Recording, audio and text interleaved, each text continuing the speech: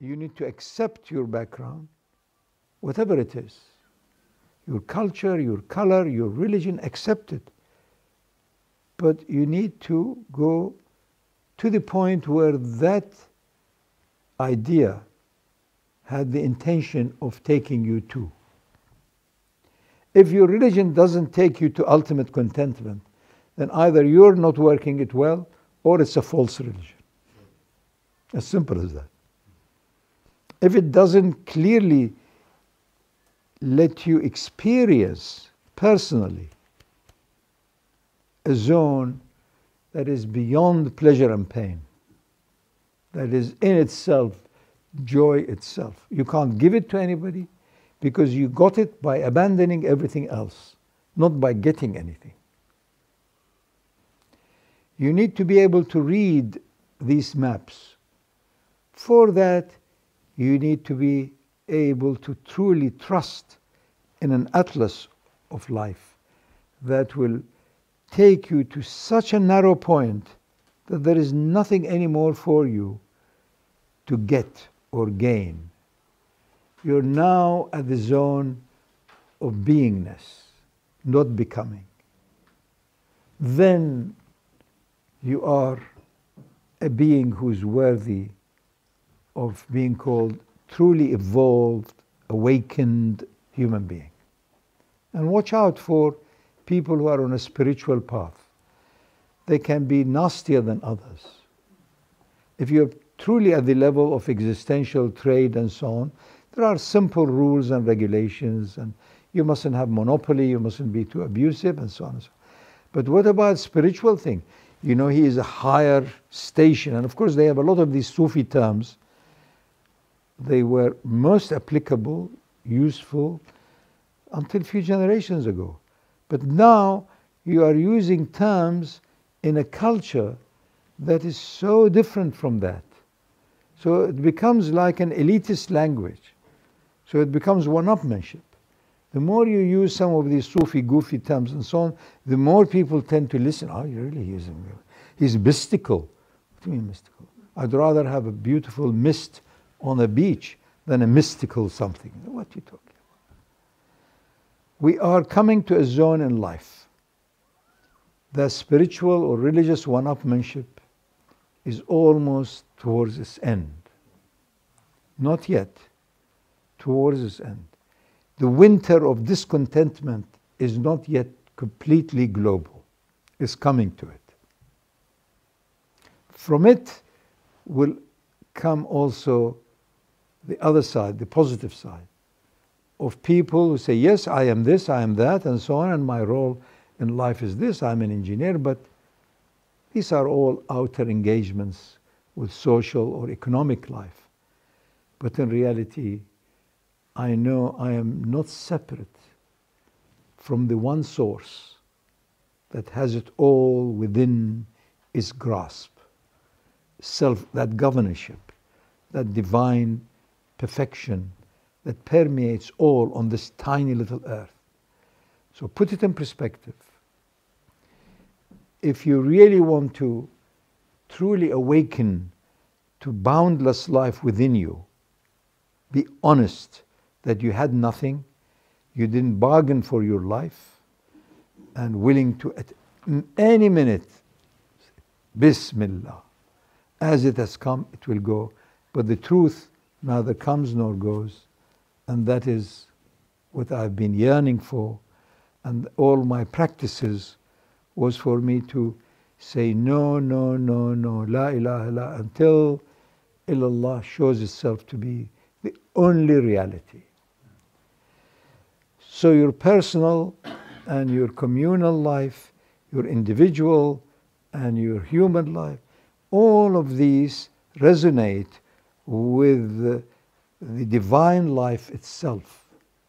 So your job, my job, his job, her job is to balance our humanity with divinity.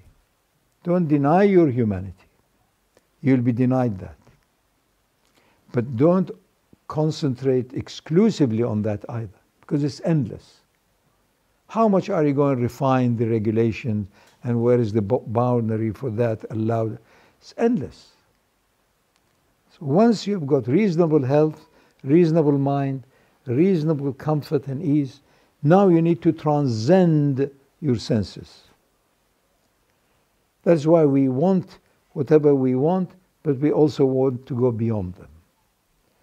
Half of your life you've been collecting, see how things go together, match.